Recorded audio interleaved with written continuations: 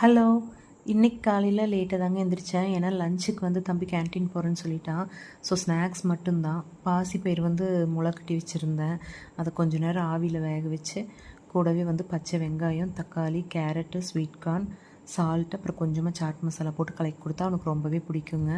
So ஸ்நாக்ஸுக்கு இன்றைக்கி இதுதான் பேக் பண்ணி அவனை அனுப்பிச்சி விட்டாச்சு. அப்புறம் பக்கத்து காட்டில் இன்றைக்கி கட்டரை போட்டுட்டு இருந்தாங்க, பதவல் அதிகமாகிடுச்சுன்ட்டு.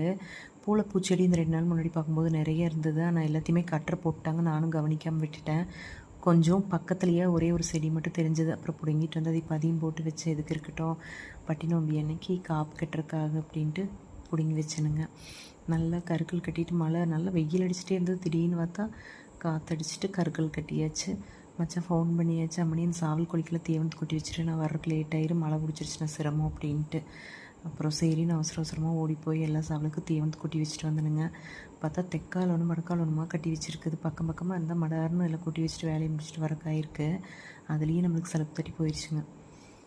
எல்லாம் கொட்டி வச்சு போட்டு கரெக்டாக வீட்டுக்கு வரோமோ மழை பிடிக்கிறதுக்கு சரியாக இருந்தது. சரியான மழை கொட்டுன்னு கொட்டுது. பசங்க ஏதோ ஆர்டர் போட்டிருப்பாங்களோட்டு ஃப்ளிப்கார்ட்லேருந்து ஆர்டர் வந்துருந்துச்சுங்க. நல்லா அதையும் வாங்கி வச்சு போட்டு நல்லா ஸ்ட்ராங்காக டீ போட்டு வந்து இந்த மலைக்கு குடிக்கணும்னு தோணுச்சு. ஸோ நானும் உள்ளே போய் டீ போட ஆரம்பிச்சிட்டேன். இந்த நாள் இன்றைக்கி இப்படி தாங்க போச்சு. இந்த வீடியோ பிடிச்சிருந்தா லைக் பண்ணிவிட்டு ஃபாலோ பண்ணிக்கோங்க. நெக்ஸ்ட் வீடியோவில் பார்க்கலாம். டாடா.